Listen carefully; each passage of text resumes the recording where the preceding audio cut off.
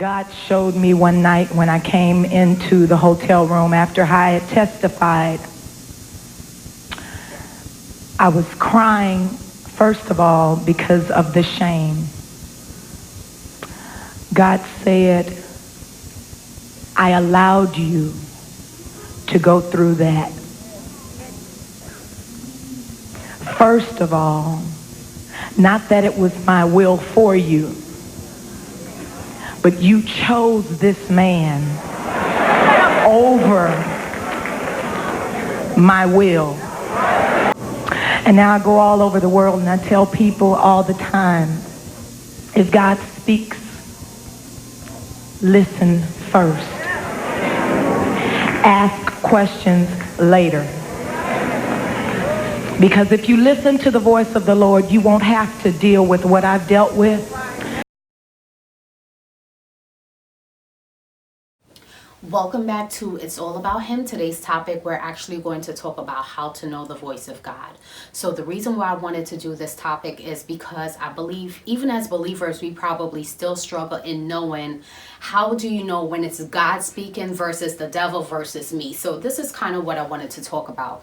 So first and foremost is, in order to really know somebody, you have to take time. You have to communicate with them. You have to know what they like, all these different things. So just like in a dating relationship, the only way you get closer and deeper to the person is spending time with them. It requires communication. It requires understanding. It requires me understanding what ticks you, what makes you happy, what makes you sad. Those are the things that I pay attention to, and vice versa. So in doing that, then because I know what matters to you, because I also know what hurts you, then I'll be careful not to do those things that will hurt you, and I'll be careful to do those things that I know will speak that language to you that cause you to recognize how much I love you. And it's the same thing with God. So how do you get that close relationship with him is one, reading your word. Because in reading his word,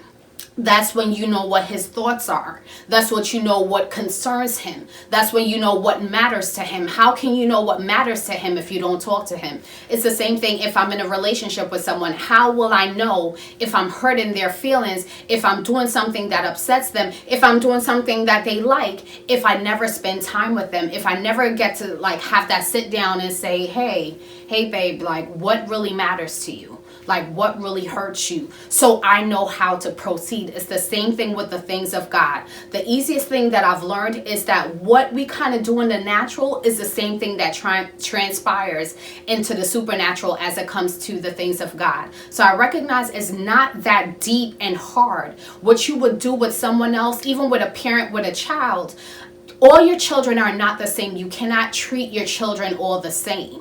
If you do that, that will be an injustice to your child. Each child has a different personality. So with learning their personality, that's when you recognize, okay, with this child, this is how I have to deal with them. With this child, this is how I have to deal with them. But again, it takes getting to know them. It takes not saying, okay, well, this child was like this, so this child will be like that. No. If you do that, one, that doesn't make sense. And think about it, if it pertains to you. You wouldn't want somebody to put you in a box or lump you with somebody else and say, well, this is just how you are, or this is how I'm going to treat you, or say a past relationship, well, this is how I've always treated so and so, so I'm going to do the same thing for you. It's no, you have to learn the person. You got to learn what works for them, what doesn't. And it's the same thing with the things of God. So you have to read your word.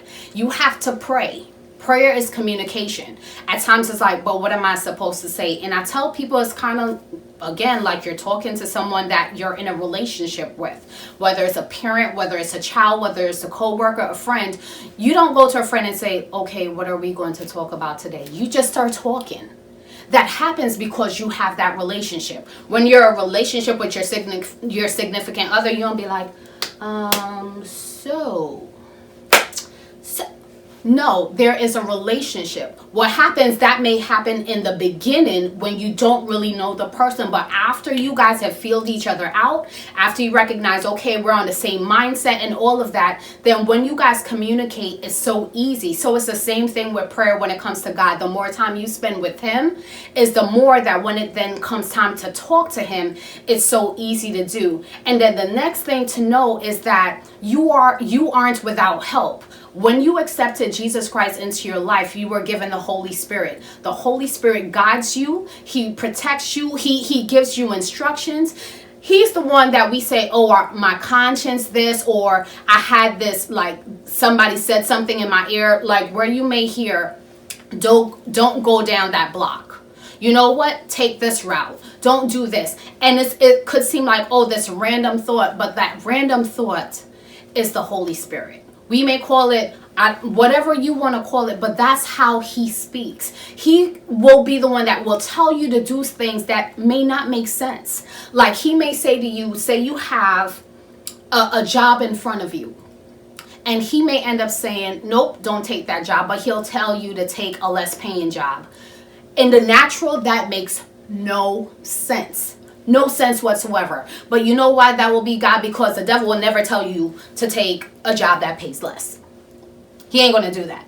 And surely you ain't going to tell yourself to take a less paying job. That's how you know it's God. Because it don't make sense. And the reason why he will do that, because you don't know what's up ahead with you taking this other job and why he tell you to go this route. It's in everything else that he will speak in a way that goes against what you want to do and what the enemy will want you to do. So that's how you can know. So I'll say begin to just even work on those little things. Do those little things and see what happened in your Christian walk. I recognize it's not that deep and hard to really grasp and know how you can hear his voice. The more you communicate with him, the more you read his word, the more you spend time with him, is the more that you're going to get to know him better and better. So what you do in the natural, so you do in the spiritual. So I pray this bless you. God bless you.